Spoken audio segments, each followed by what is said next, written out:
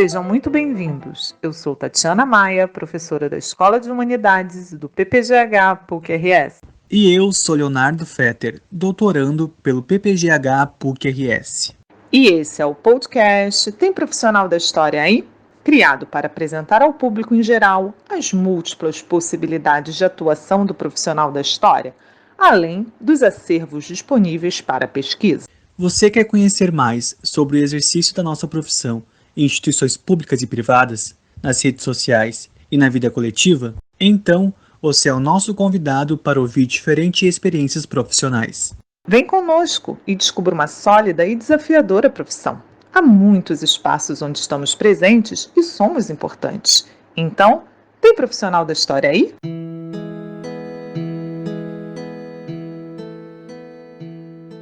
A nossa entrevistada de hoje é a historiadora portuguesa Helena Pinto.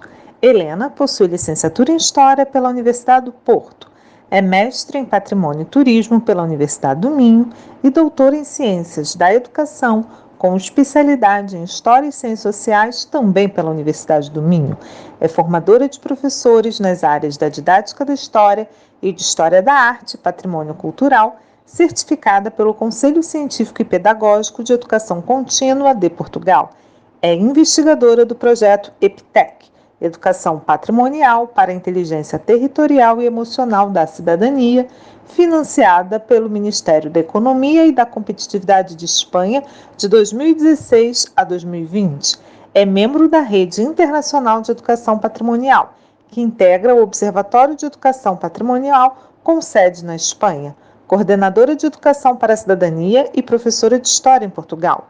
Tem colaborado com vários museus no norte de Portugal, como o Museu de Arqueologia Dom Diogo de Souza, em Braga, o Paço dos Duques Castelo e Museu de Alberto Sampaio, em Guimarães, e o Museu de Olaria, em Barcelos, coordenando desde 2001 a elaboração de material educativo na área de educação em museus. É sobre sua experiência na área de educação patrimonial e sua atuação nos museus do norte de Portugal que Helena Pinto vem conversar conosco. Muito obrigada, professora Helena, por sua participação neste projeto.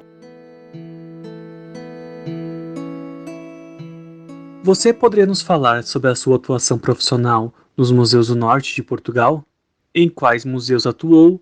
E com quais projetos de educação patrimonial e divulgação do conhecimento histórico?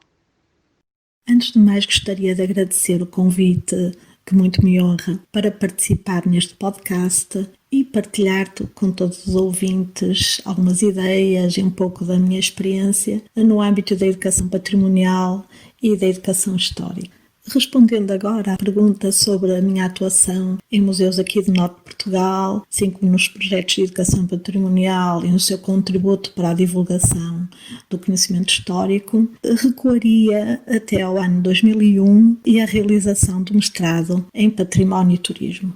No entanto, a minha ligação ao património é anterior, pois durante a licenciatura em História, no ramo educacional, e mesmo depois, já como docente de História no ensino secundário, participei em campanhas de escavações arqueológicas dirigidas por um professor da Faculdade de Letras da Universidade do Porto, no âmbito da exploração de sítios arqueológicos pré-romanos, romanos e medievais, que contribuíram para uma ligação interessante ao património arqueológico. Assim, após 8 anos de participação em campanhas de escavações arqueológicas como voluntária e já no mestrado de Património e Turismo da Universidade do Minho, docente da unidade curricular de Património Arqueológico, que era e é diretora do Museu de Alberto Sampaio em Guimarães, sugeriu que eu colaborasse com o museu no âmbito de atividades de serviço educativo. No ano de 2002, no âmbito da docência de História, consegui a licença sabática e por isso pude frequentar, na colaboração com o Museu Alberto Sampaio, um curso de Educação em Museus que decorreu durante 3 meses no Museu dos Transportes e Comunicações, na Alfândega do Porto. Após esse curso, continuei a colaborar com o Museu de Alberto Sampaio e criei alguns materiais, nomeadamente um guião de exploração educativa para o espaço envolvente do Museu Alberto Sampaio, de exploração do centro histórico da cidade, e também dirigi, coordenei e dinamizei algumas atividades no âmbito de alguns dias comemorativos realizados pelo Museu de Alberto Sampaio. Foi também no âmbito dessa colaboração que realizei o estudo exploratório, a atividade principal que constituiu a minha dissertação de mestrado, que se concretizou em 2003. Ao longo destes anos, a minha colaboração estendeu-se também ao Paço dos Duques de Bragança e ao Castelo de Guimarães, sob a mesma direção da mesma diretora, e também sob a alçada da Direção Regional de Cultura do Norte. A produção de conteúdos educativos para a exploração educativa do Castelo de Guimarães, na sequência da musealização que foi objeto da sua torre de homenagem, resultou na produção de um livro, podemos considerar paradidático, e que se designa A Vida Cotidiana na Época de Afonso Henriques, ou seja, é um livro sobre a vida na época da formação de Portugal, no século XII, e que não pretende ser um livro sobre uma personalidade única, um herói nacional, mas sim sobre os aspectos da vida cotidiana. Este livro foi adquirido pelo município também, e é oferecido às escolas que visitam este conjunto museológico e que contribui também para acompanhar a visita ou para ser utilizado após a visita a estes espaços museológicos. Na sequência do mestrado em Património e Turismo, a partir de 2003, iniciei também a colaboração com outros museus aqui no norte de Portugal, nomeadamente com o Museu de Olaria em Barcelos, ao nível da colaboração com o seu serviço educativo, e como consultora e revisora pedagógica de material educativo que integra uma maleta pedagógica. Esta maleta foi criada no âmbito do projeto intitulado Brincadeiras com Barro, que foi desenvolvida pelo serviço educativo deste museu no âmbito do subprograma de apoio a projetos educativos da Rede Portuguesa de Museus, que se desenvolveu entre 2003 e 2005. Foi um projeto muito interessante. A produção da maleta pedagógica resultou num conjunto de materiais que incluía vídeos com entrevistas a artistas locais, material para a produção de objetos de barro, e que era fornecido às escolas da área do município de Barcelos, onde se situa este museu, mas o objetivo era também trazer as escolas ao museu. Nesse sentido, a minha função foi essencialmente ver a articulação entre os currículos, desde o grupo infantil até ao secundário, os currículos de História e de outras de artes, e a sua ligação possível com os objetos do museu e com a realização de atividades e de oficinas no museu. Também desde 2013 e até ao presente tenho vindo a colaborar com o Museu de Arqueologia Dom Diogo de Sousa, em Braga, no âmbito de atividades de dinamização do seu serviço educativo. Fui coordenando a elaboração de material em termos de conteúdos culturais no domínio da arqueologia, para ser utilizado por professores em visita ao local ou depois na sala de aula. Trata-se de folhas que podem ser impressas, material que estará disponível online e que se traduz em fichas de caráter educativo para a exploração de objetos do museu e sobretudo, para a divulgação do trabalho do arqueólogo, seja no campo arqueológico, seja nas atividades de restauro dos objetos. Atualmente, a parceria com este museu traduz-se sobretudo na realização de atividades em colaboração com arqueólogos do museu ou arqueólogos que têm algum tipo de parceria com o museu e que vêm à escola, ou atividades realizadas em parceria com a escola, no sentido de desenvolver o pensamento histórico, o pensamento arqueológico dos alunos, trazendo objetos ou réplicas, mas sobretudo trazendo fragmentos de objetos arqueológicos e divulgando junto dos alunos a atividade arqueológica. Os alunos manuseiam os objetos no âmbito de unidades curriculares relacionadas com a história local, regional, ou até atividades no âmbito do Clube do Património, e desenvolvem o seu espírito crítico, o seu pensamento histórico e, sobretudo, a capacidade de questionar, que é um dos aspectos mais importantes. Aprender a levantar questões em relação aos objetos, àqueles que os criaram e, sobretudo, procurando perceber os diversos contextos em que os objetos foram encontrados. Qual a importância do patrimônio local para o ensino de história? A relação entre património, nomeadamente património local, e o ensino de história é algo que me interessa e preocupa desde a minha licenciatura em História e ao longo destes anos no âmbito da docência de História. Se durante o mestrado, a realização do mestrado em Património e Turismo e nos anos seguintes de colaboração com os museus, procurei dar um enfoque, sobretudo, à educação em geral, não só no âmbito formal, mas também não formal, da educação em museus, mas sempre com a ligação ao enquadramento local e regional. Será, sobretudo, a partir da realização do meu doutoramento em Ciências de Educação na Universidade do Minho, que incidiu sobre o âmbito formal, e nomeadamente sobre o ensino de História, que esta ligação com o património local passa a ter um enquadramento teórico, epistemológico e também prático, com enfoque incidindo na educação histórica.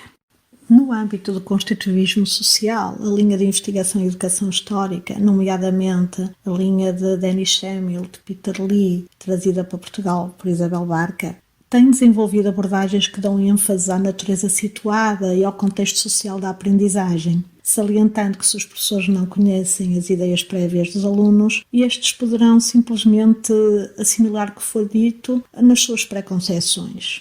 E por isso o conhecimento histórico não se desenvolve.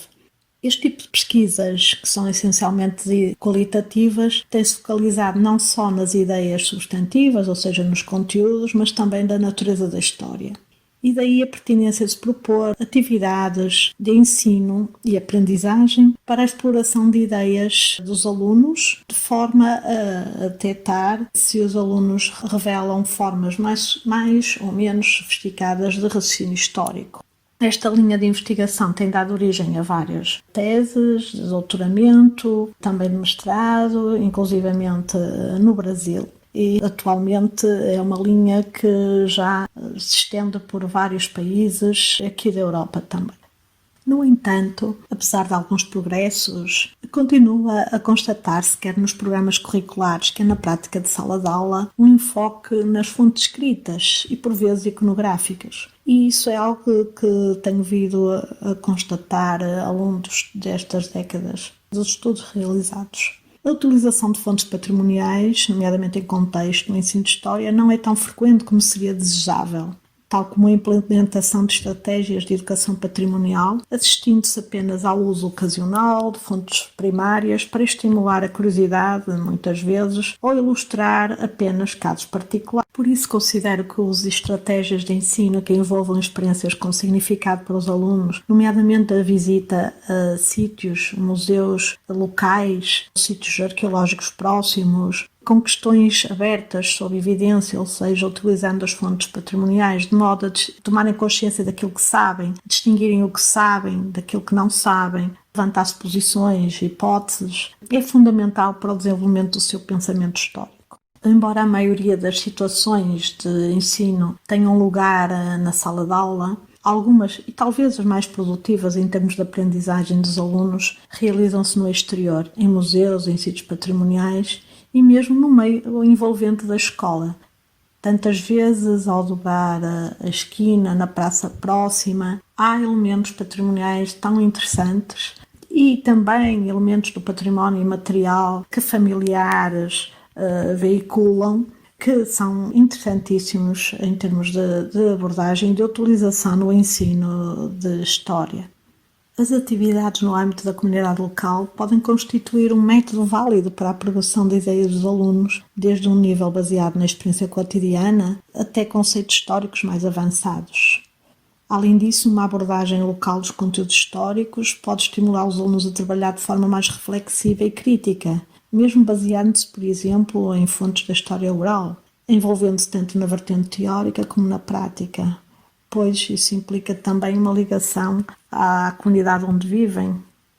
E se o contacto direto com os artefactos ou os edifícios do passado ou essas memórias da história oral são oportunidades para aprofundar conhecimentos sobre as pessoas, os lugares, acontecimentos, vivências, deve permitir algo mais que isto.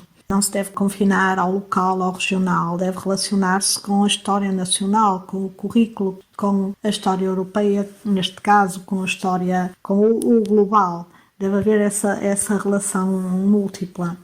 Para tal, o trabalho com objetos na sala de aula, tal como nos museus ou noutros locais, não se pode confinar a uma sessão, a uma visita esporádica. Deve ser um trabalho contínuo.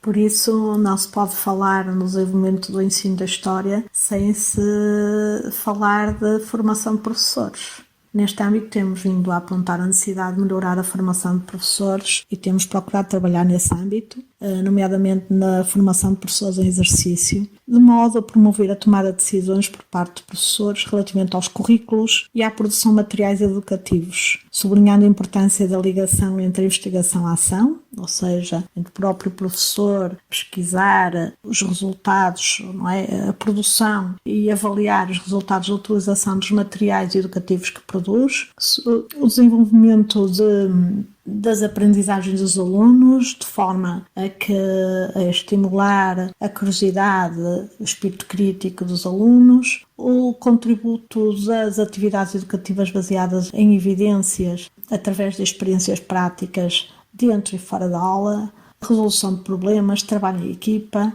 a relação com a cidadania tão importante e outras competências específicas da disciplina de História, nomeadamente o desenvolvimento das ideias de mudança, a ideia de significância e de empatia histórica, a relação com o outro nos diversos contextos históricos.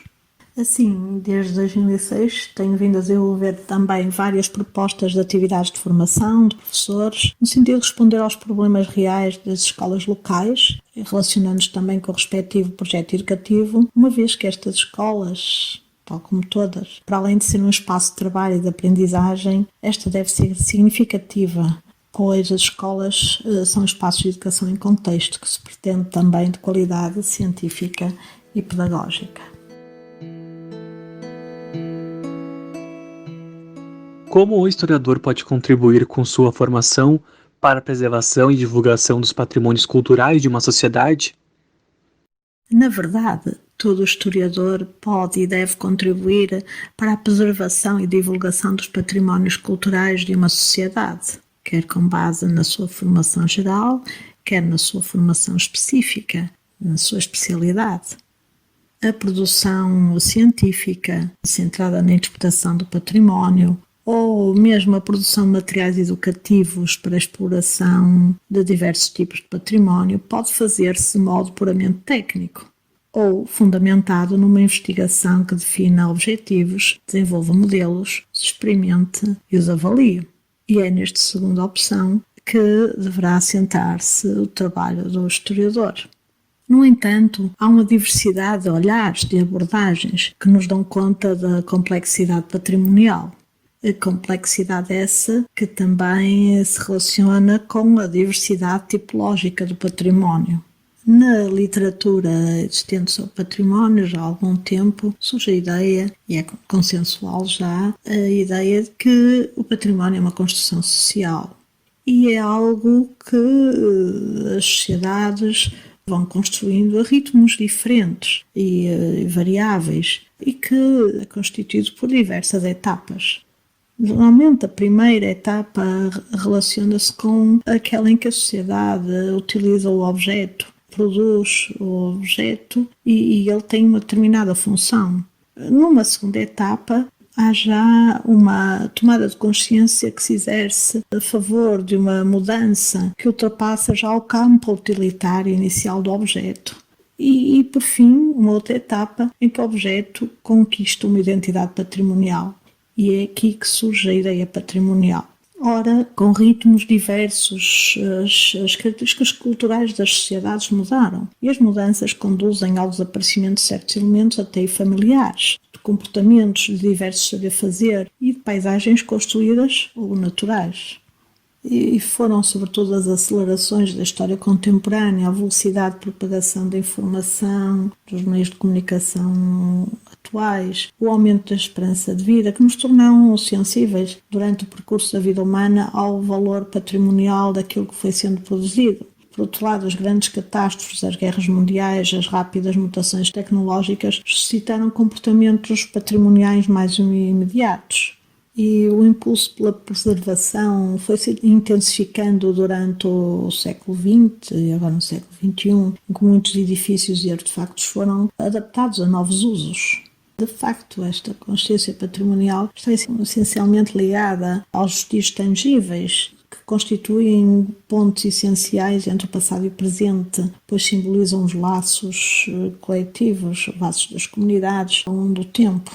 Como refere Lowenthal, cada ação retém conteúdo residual de outros tempos, mas não podemos evitar refazer o passado, pois só alterando e acrescentando àquilo que se foi preservando se poderá manter real e compreensível o património. Como referi anteriormente, o historiador, de acordo com o seu área de especialidade, pode ter um papel muito importante na preservação e divulgação dos diversos tipos de património, desde o património arquivístico, o património arqueológico, etnográfico, as memórias relacionadas com as tradições orais e, no caso específico do grupo de investigação que pertenço, Educação e Desafios Societais, que integra o CITSEM, Centro de Investigação Transdisciplinar Cultura, Espaço e Memória, sediado na Faculdade de Letras da Universidade do Porto. Este grupo, relacionado por um lado com os museus, a educação em museus, e, por outro lado, também com a área do ensino de História e, concretamente, relacionado com a educação histórica, tem tido um papel importante nesta divulgação, nomeadamente nas atividades relacionadas com a exploração educativa do património e com a sensibilização para a consciência patrimonial dos diversos atores envolvidos nas atividades de ensino e aprendizagem. Isto porque o uso do património pode ter realmente um papel fulcral no domínio da educação de história, nas aulas de história, nos projetos, nas visitas de estudo a museus, a sítios históricos, mas também na sensibilização para a consciência patrimonial e na construção de identidades multifacetadas e abertas, pois tudo isto pressupõe a construção de um pensamento e de consciência históricas, bases para uma participação fundamentada e ativa nas comunidades diversas, simultaneamente locais e globais, que caracterizam o nosso presente. Reconhecer a relação dialógica entre o passado e o presente e também o futuro, através dos vestígios de património histórico e cultural, ultrapassa as diversas identidades que cada indivíduo conhece durante a sua vida, desde a identidade pessoal e familiar, à identidade profissional, nacional, ou outra mais ampla.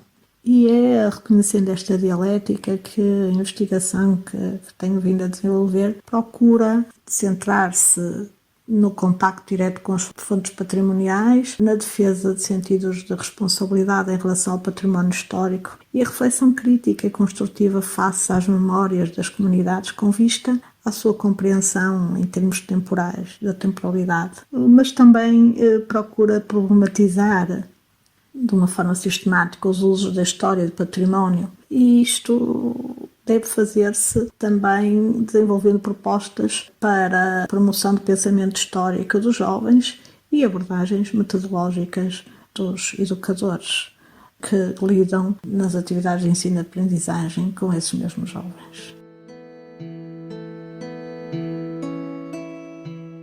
Como pensar os usos do passado na construção da cidadania através do patrimônio cultural?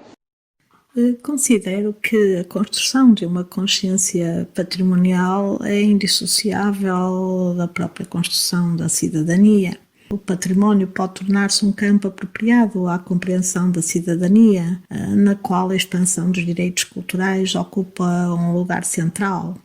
O próprio fenómeno social da explosão de sítios patrimoniais, heritage boom, na terminologia anglo-saxónica, e considerado como obsessão moderna pelo passado idealizado, perante a acelerada perda de referências no mundo globalizado em constante mutação, como refere Walsh.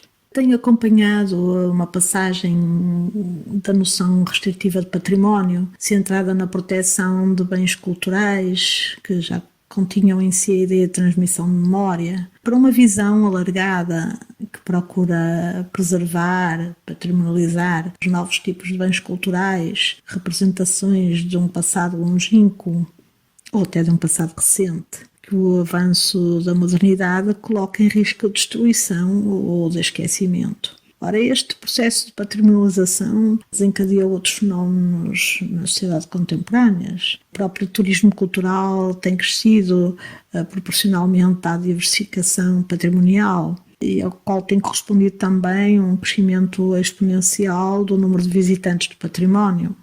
Isto tem levado também, em parte, ao crescimento de atitudes sociais favoráveis aos valores de preservação de património cultural e ambiental. Surgem movimentos de cidadãos que se mobilizam por estas causas e, através da sua ação cívica, procuram valorizar bens culturais que se procuram colocar fora do circuito do património monumental ou institucional, ou pelo menos institucionalmente reconhecido. Por isso, é possível que, embora ainda em pequeno número, movimentos cívicos, até de associações culturais que se envolvam na defesa do património, possam contribuir para a revitalização de uma cidadania cultural e até política, invertendo padrões que se consideram baixos atualmente.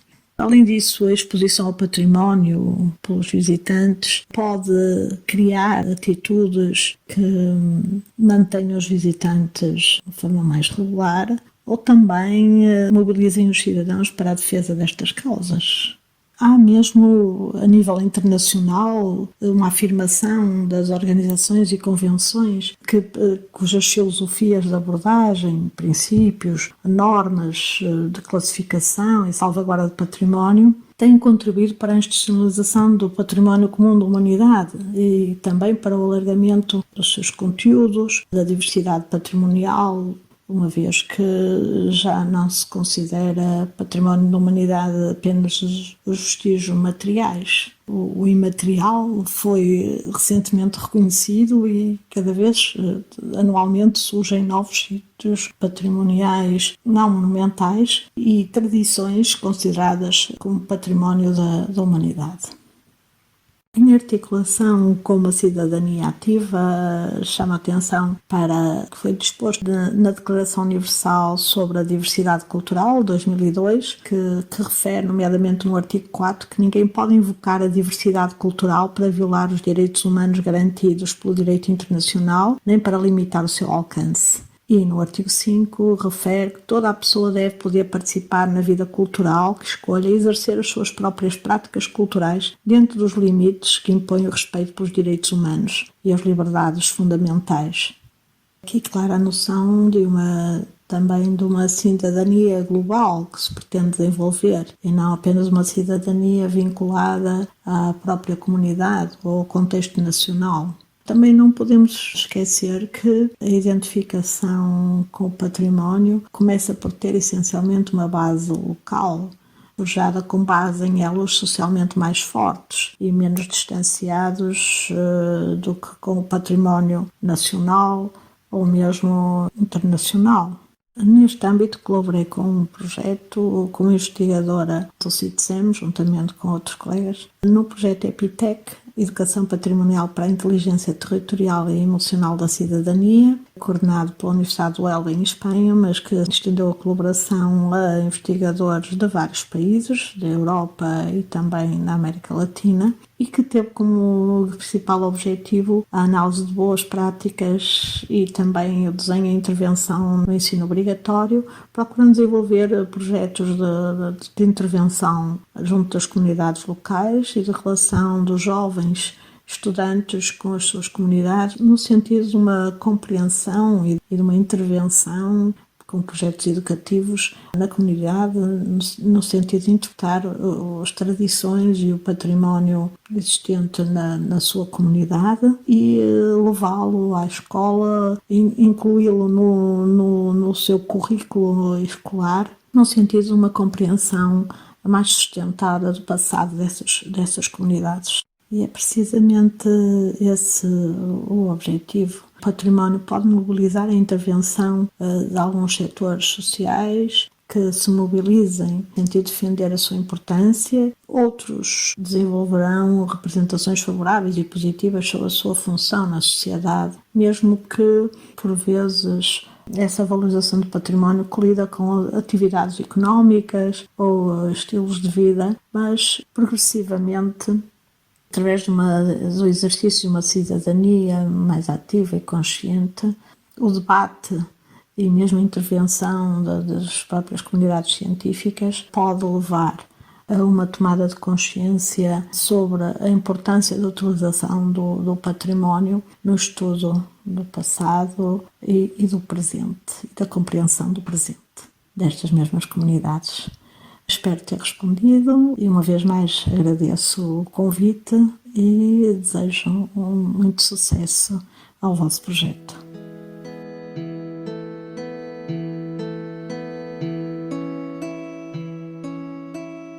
Muito obrigada, professora Helena Pinto, mais uma vez por essa entrevista. E para todas e todos que nos acompanham, esperamos que tenham gostado dessa entrevista. Convidamos vocês para nos seguir no Facebook, no Twitter e no Instagram. Participem, comentem as entrevistas e sugiram temas. Será um prazer dialogar com vocês e construir esse projeto coletivamente. A música que inicia esse podcast é Atraente, composição de Chiquinha Gonzaga, de 1877. Fiquem bem e até o próximo episódio.